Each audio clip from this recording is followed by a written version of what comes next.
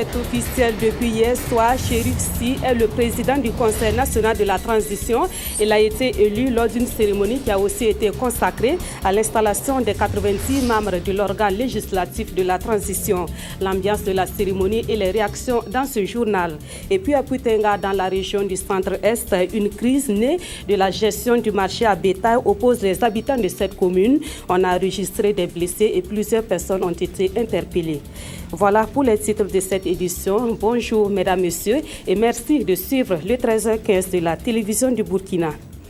Vous le savez déjà, hier, le Conseil national de la transition a été installé et son président a été élu en la personne de Chérif Sy. Les 90 membres de l'organe législatif de la transition ont élu Chérif Sy par 91 voix pour et 14 voix contre. L'élection du président du CNT vient couronner la mise en place des organes de la transition. Retour sur la cérémonie d'hier avec Ernest Kambiri. Le voici, bras en l'air et félicité par ses pairs. Le président élu du Conseil national de la transition, Chérif Moumouna Sy. Journaliste, il est connu dans le domaine de la presse pour ses prises de position contre l'injustice, l'impunité et surtout pour plus de liberté pour la presse.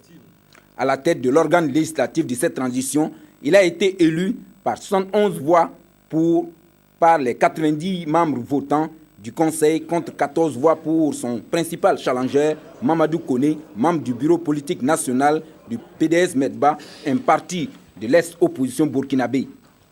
En attendant le début effectif des travaux des membres du Conseil, dont les mandats sont validés ici à l'hôtel du député pour les 12 prochains mois, le président du CNT soutient déjà que la priorité de son institution est de donner satisfaction à la volonté clairement exprimée par les Burkinabés à travers l'insurrection populaire des 30 et 31 octobre dernier. La priorité du CNT, c'est de donner satisfaction à cette volonté de transformation, à cette volonté de changement de notre peuple à travers des textes bien clairs. Notre mission est de pouvoir non seulement recevoir des propositions de loi du gouvernement, des projets de loi du gouvernement, et nous-mêmes de faire des propositions de loi. Et le contexte dans lequel est mis ce Conseil national de transition, il faut qu'elle y apporte des réponses claires et précises quant à la volonté de changement exprimée par notre peuple les 30 et 31 octobre. Et donc nous allons nous atteler à y apporter des réponses à travers des textes fondamentaux. Et en ligne de mire, il y a l'article 37 de la Constitution burkinabé. L'article qui limite à 2 quinquennats le nombre du mandat présidentiel. Une disposition que les membres du Conseil national de la transition entendent verrouiller définitivement. Je crois que cette question doit être bien inscrite dans les agendas. Nous allons revenir, cette question, l'article 37 doit être verrouillé définitivement. Je crois que ce combat, ce n'est pas pour rien, nous sommes rentrés au CNT. Nous sommes rentrés pour réellement continuer le combat que nous avons mené sur le terrain. Et cette fois-ci, au CNT, nous allons revenir sur la question de l'article 37 et nous allons demander qu'on verrouille ça de façon définitive pour que ce qui s'est déjà passé dans notre pays ne se reproduise plus jamais. Si ça fait partie des revendications de notre peuple, nous sommes mandatés par ce même peuple, donc nous y apporterons une réponse concrète. Auparavant, c'est par acclamation que les membres du Conseil national de la transition ont été installés à l'appel de leur nom après validation de leur mandat par le doyen d'âge Salfo Théodore Ouédraogo, lui-même installé un peu plus tôt par le ministre de la Communication, chargé des relations avec le Conseil national de la transition, porte-parole du gouvernement, en présence du premier ministre-chef du gouvernement, Yacouba Isaac Zida. Et à l'issue de l'installation des membres et de l'élection du président du Conseil national de la transition, quelques membres se sont prononcés. Leurs propos s'articulent autour des priorités du CNT. On les écoute au micro de Draman Guinée. Le défi majeur, c'est d'abord travailler pour que les aspirations du peuple qui est sorti lors de cette insurrection soient respectées dans son ensemble. C'est-à-dire que nous devons d'abord faire un travail au niveau des textes pour enlever tout ce qui pourrait éventuellement frustrer. Je pense notamment à la Constitution, au code électoral et aux différents textes de loi qui ne recueillent pas l'assentiment de la population tout entière. Mais aussi, il ne faut pas se limiter aux textes, mais il faut faire des propositions de loi qui puissent apporter un changement au vécu quotidien de tous les Burkinabés. Nous allons nous battre pour pouvoir adopter des textes de loi, et en tout cas qui vont dans le sens donc, du bien-être de tous les Burkinabés. C'est un défi pour nous. Nous venons donc d'élire notre président, Chérif Sy. C'est un grand frère que nous respectons bien. Nous pensons que nous allons prendre les meilleures décisions pour faire en sorte que le Burkina puisse en tout cas repartir sur de très bons chemins. Faire en sorte que tous les Burkinabés se retrouvent dans un Burkina uni, dans un Burkina qui gagne, dans un Burkina qui avance. Nous allons nous battre en tout cas véritablement. C'est un défi pour nous. Nous pensons que nous allons être à la hauteur. Au niveau du CNT, c'est l'aboutissement de l'élection présidentielle de 2015, qu'elle soit véritablement libre, démocratique, acceptée de tous. Je crois que c'est le défi majeur. Mais maintenant, avant d'atteindre ce défi, certainement, il y a beaucoup de choses qu'on doit mettre ensemble pour qu'on puisse atteindre ce résultat. Notamment, je venais de parler, par exemple, de la RSP.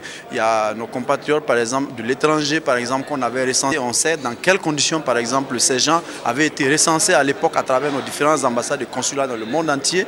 Donc, je pense que ça, c'est des choses qu'on doit revoir. Et au niveau, par exemple, du Conseil constitutionnel, on peut revoir certaines choses. Au niveau même de la CENI, il faut revoir certaines choses.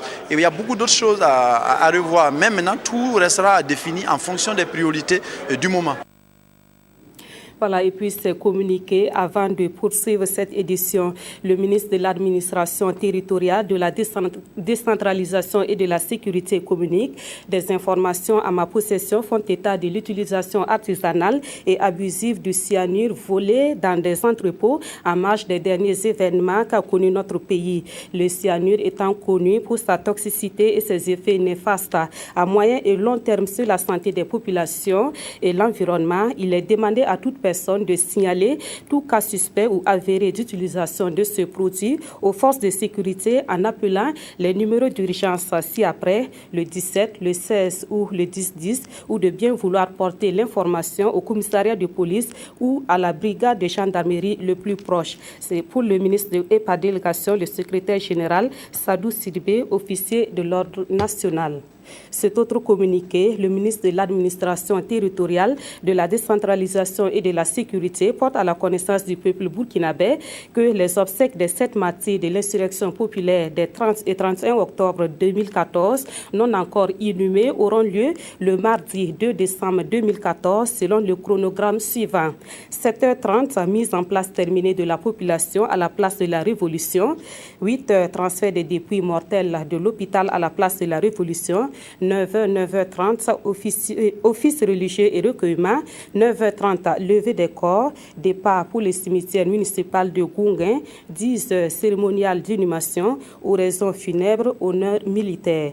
Par ailleurs, le ministre porte à la connaissance de la population qu'une journée d'hommage sera organisée ultérieurement en vue d'élever l'ensemble de nos martyrs au rang de héros nationaux. Pour le ministre et par délégation, le secrétaire général Sadou Sidibé, officier de l'ordre national. Suite de ce journal, suite à la dissolution des conseils régionaux et municipaux, la région du Centre-Est s'active pour la mise en place des délégations spéciales. Les concertations sont entamées et elles devront aboutir à des décisions. Dans cette région, 30 communes sont concernées et les représentants dans les instances de gouvernance sont connus. Les listes n'attendent qu'à être validées. C'est ce que nous dit Daniel Kambou. Nous sommes dans la commune de Tenkodogo, la capitale de la région du Centre-Est et le chef-lieu de la province du Boulgoum. À l'hôtel de ville, son centre de décision, tout semble se dérouler comme de coutume. Et pourtant, d'intenses tractations se mènent en vue de mettre en place la délégation spéciale. Les membres se sont retrouvés et sur la base d'un consensus, j'ai été retenu pour représenter la délégation spéciale. Et j'ai été retenu au niveau de la commune. Nous avons déjà reçu les propositions de la province du Boulgoum en ce qui concerne les conseils communaux et nous sommes en train de finaliser et de faire la synthèse sur les désignations au niveau du conseil régional. Les provinces du Koulpelgo et du Kouritenga, nous attendons d'ici la fin de la semaine que les hauts commissaires nous acheminent effectivement les propositions qui ont été faites par les différents acteurs. Au jour d'aujourd'hui, impossible de fixer des noms sur les visages des personnes retenues, la liste étant au stade de la validation. Les quelques personnes qui ont accepté de se dévoiler ne tarissent pas d'attente quant à l'avenir. Nous avons pour ambition d'apporter notre petite expérience quant à la vision démocratique, le point de vue sensibilisation et un peu l'organisation même au niveau des structures pour pouvoir atteindre ce qu'on appelle le développement. Nous avons, lors des journées de plaidoyer qui se sont déjà déroulées par les années passées, nous sommes toujours rendus auprès des autorités et déposer en fait des doléances, mais nous pensons que cette fois-ci, c'est l'occasion pour nous en tout cas de relancer et de faire en sorte qu'on puisse vraiment aboutir en tout cas à des résultats probants et profitant en fait aux personnes handicapées. Les mêmes tractations se mènent dans les 29 autres communes de la région du Centre-Est. Pour certaines d'entre elles, cette mesure de la transition vient résoudre des problèmes sérieux dans certaines de ces communes. Nous avions avant cette mesure un certain nombre de conseils qui ne fonctionnaient pas correctement et à l'issue de l'insurrection, nous avions des acteurs de certains conseils qui, souvent par crainte pour leur sécurité, avaient déserté les services. Et donc cette mesure est venue pour résoudre cet ensemble de problèmes. En plus des délégations communales, la délégation régionale, elle, qui sera dirigée par le gouverneur, est en train d'être mise en place. En attendant de connaître les nombres, la validation et la convocation des toutes premières sessions de ces délégations spéciales sont annoncées pour très bientôt. Plusieurs blessés et une quinzaine d'interpellations. C'est le bilan d'un conflit qui a opposé des populations rivales de la commune de Puitenga dans le centre-est. À l'origine de cette crise, la gestion du marché à bétail contestée par une partie de la population de cette commune. Des précisions toujours avec Badaniel Kambou. C'est ce marché à bétail qui constitue le point de désaccord. Il est situé dans la commune voisine de Andemtenga, mais juste à la frontière avec la commune de Puitenga. Son existence est contestée par ceux qui pensent que sa création remet en cause la vie de ce tout autre marché à bétail, construit, lui, dans la commune de Puitenga avec l'appui de l'État et de ses partenaires et inauguré cette année. Nous avons tenté, autant que faire se peut, d'amener les gens à la table de négociation, à la concertation, mais certains avaient privilégié l'anarchie plutôt que la concertation pour trouver une solution, ce qui mettait à rude épreuve l'autorité même de l'administration. Deux marchés à bétail donc, qui refusent de cohabiter au bonheur de la concurrence, pourrissant ainsi le climat social entre les populations des deux communes. Ces derniers temps, cette situation a fait l'objet d'agressions physiques de personnes, faisant de nombreux blessés et obligeant les forces de l'ordre à intervenir. Au bilan, plus d'une quinzaine de personnes interpellées. Nous avons des personnes qui ont été spoliées de leurs biens, nous avons des personnes qui ont été molestées et cela était devenu la règle pour certaines personnes. Nous avons procédé pendant l'opération à certaines interpellations. Le procureur a été saisi et la justice fera son travail. Puitenga est un grand carrefour en matière de commercialisation du bétail entre le Burkina et certains pays comme le Niger et le Nigeria. Cette commune possède l'un des marchés à bétail les plus importants de notre pays. Des soldats burkinabés ont séjourné pendant 12 mois au Darfour dans le cadre d'une mission de maintien de la paix. Il s'agit du contingent burkinabé FPU 4, composé de 140 soldats, dont 4 femmes. Après avoir bien accompli leur mission, ces soldats de retour au pays ont reçu les félicitations de la hiérarchie militaire. Et c'était au cours d'une cérémonie organisée hier 27 novembre à Ouagadougou. Le reportage de Bouma Ernest Nibier. Ils sont de retour au Bercail, 4000 km les séparés de leur pays, le Burkina Faso. Des obstacles sur le terrain, ils en ont rencontré et malgré toutes ces difficultés, ils ont bien accompli la mission à eux confiée. Eux, ce sont les soldats du 11e escadron de soutien à la paix, la FPI 4, qui était déployée à El Daen, à l'est du Darfour. 12 mois, c'est le temps qu'a duré cette mission. Une mission qui a permis à ce contingent burkinabé fort de 140 hommes de relever de nombreux défis sur le plan sécuritaire au Darfour.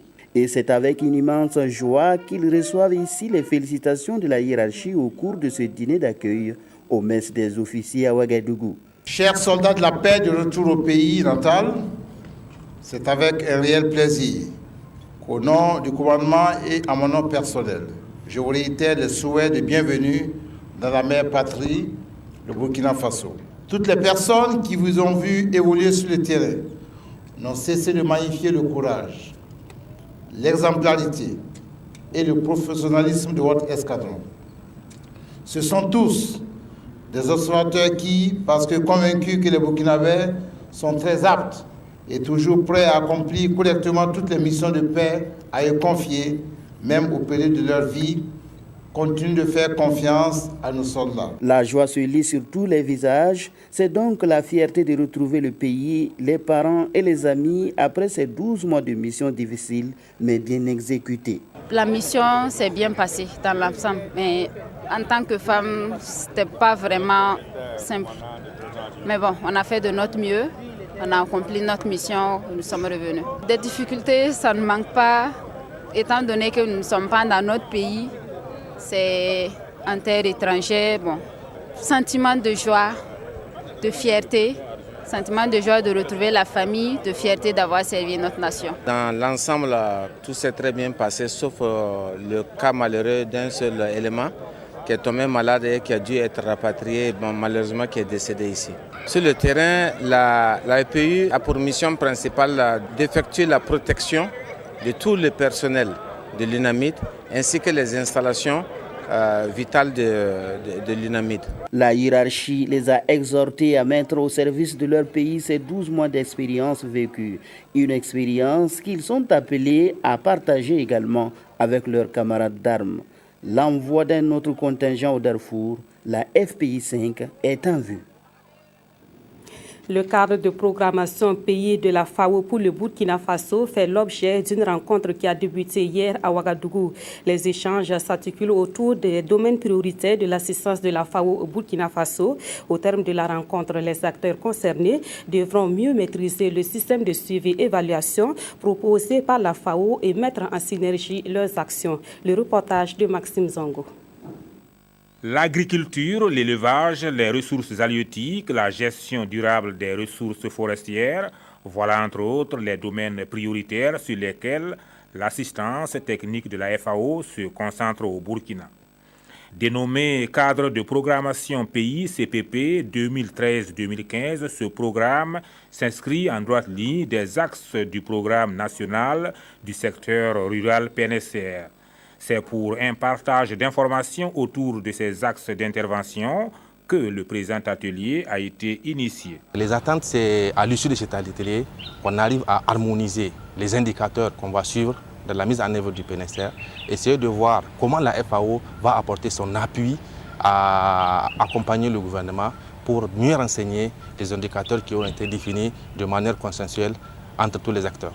Participe à la présente réflexion des acteurs du monde rural, la société civile, les partenaires techniques et financiers, les cadres du ministère en charge du développement rural. En matière de mesure des performances dans le cadre du PNSR, il est très important que nous puissions coordonner nos efforts en matière de suivi et évaluation pour le PNSR et avec le CPP de la FAO. Chaque partie, la FAO et le CPSA ont déjà travaillé de leur côté sur un système de suivi-évaluation. Donc on va échanger ce qu'on a fait jusqu'à aujourd'hui et on va voir comment on peut avancer pour une meilleure collaboration et un meilleur partage des informations sur ces deux cadres qui sont extrêmement complémentaires. Il s'agira tout au long des travaux d'échanger largement sur l'ancrage et la complémentarité du dispositif suivi-évaluation du CPP 2013-2015 et de celui du PNSR, à l'issue de la concertation des recommandations pour faciliter le renseignement d'indicateurs, des dispositifs de suivi-évaluation seront formulés. Et puis les acteurs intervenant dans le domaine des ressources animales sont réunis depuis ce matin à Ouagadougou pour valider un dispositif national des inséminations artificielles. Il s'agit d'un outil qui va contribuer au recensement des animaux reproducteurs dans le but d'accroître la production du lait en quantité et en qualité au Burkina Faso. L'atelier s'inscrit dans le cadre du projet d'amélioration de la productivité et de la sécurité alimentaire. C'est Sylvestre Da. Le dispositif national de suivi des inséminations artificielles que ces acteurs du domaine des ressources animales vont valider est une base de données accompagnée d'un logiciel élaboré et développé par le ministère des Ressources animales en collaboration avec l'Institut d'élevage de Paris. C'est un ensemble d'outils de suivi des inséminations artificielles. L'objectif étant de maîtriser la production laitière et capitaliser les données. Le but de l'opération, en fait, c'est d'avoir un outil qui permette de collecter un certain nombre d'informations sur les animaux, identifier ceux qui sont les moins productifs, les plus productifs, et aussi quand même de comprendre pourquoi certains sont moins productifs et agir en conséquence pour augmenter la production de ces animaux. Donc en fait, c'est un outil qui est au service de toute une série d'autres actions, notamment des actions de développement de l'élevage, des actions aussi d'appui, aux éleveurs. Le dispositif de suivi des inséminations artificielles offre également de nombreuses possibilités d'analyse croisée entre les animaux inséminés, les éleveurs et les inséminateurs au plan national. Un outil capital et performant qui tranche avec ceux déjà existants. Nous avons toujours eu des statistiques qui sont théoriques. Et cette fois-ci, avec le numérique, nous allons pouvoir avoir une comptabilité exacte de nos animaux, une statistique exacte de la production de lait que nous allons avoir et des statistiques exactes des descendants de tous les animaux. Les participants devront s'approprier le dispositif et comprendre le fonctionnement du logiciel afin de pouvoir former à leur tour les agents de l'élevage sur le terrain. La Loterie nationale burkinabé a encore fait un heureux gagnant. Cet heureux gagnant a remporté le jeu PMUP de la Lonabé d'une valeur de 130 millions de francs CFA. Monsieur Youssouf Traoré, puisque c'est de lui qu'il s'agit, s'est fait représenter pour la remise de son chèque le mercredi dernier à Ouagadougou. Le reportage de Nathalie Sawadougou Nabaloum. L'heureux gagnant du jeu PMB du 4+1 du vendredi 21 novembre dernier répond au nom de Youssouf Traoré. Il s'est fait représenter par Issouf Dakisaga à la cérémonie officielle de remise du chèque au siège de la direction régionale du centre. Il a misé la somme de 151 200 francs CFA et remporte la coquette somme de 130 980 500 francs CFA. Il a joué avec 3X. Il a fixé 2 chevaux. Donc il a mis un X au premier, il a fait 14, 16 et il a mis 2X pour terminer. Ça s'appelle jouer au champ réduit. Alors, ce qui a fait que quand il a gagné un ordre. Parce que vous savez que l'arrivée c'était 11, 14, 16, 3, 12. Il avait les 11 chevaux. Dans les 11 chevaux du bas, il avait tous ces chevaux-là. Donc, il a gagné un ordre, 5 désordres et des bonus. Les bonus, là, ça vaut 30, je crois. La Loterie nationale burkinabé a pour mission de contribuer au développement du pays. Elle a mis un dispositif pour mieux orienter les gagnants dans la gestion de leurs gains. Nous avons signé une convention avec la maison de l'entreprise qui est donc la structure chargée d'encadrer et donc les entrepreneurs ou ceux qui veulent aller vers l'entrepreneuriat. Donc pour nous c'est très important que nos gagnants soient suivis. Nous donnons toujours les conseils à nos gagnants. Et la première des choses à faire, c'est de déposer ces fonds-là en banque. Ainsi donc, Youssouf Traoré entre dans le cercle des millionnaires. Il bat le record du plus gros gain enregistré en cette année 2014 après M. Salfo Ouedraogo, gagnant de 101 millions de francs CFA en février dernier. Et c'est la fin de ce journal. Merci de l'avoir suivi. Toute l'équipe du 13h15 vous retrouve demain. Très bon après-midi à toutes et à tous.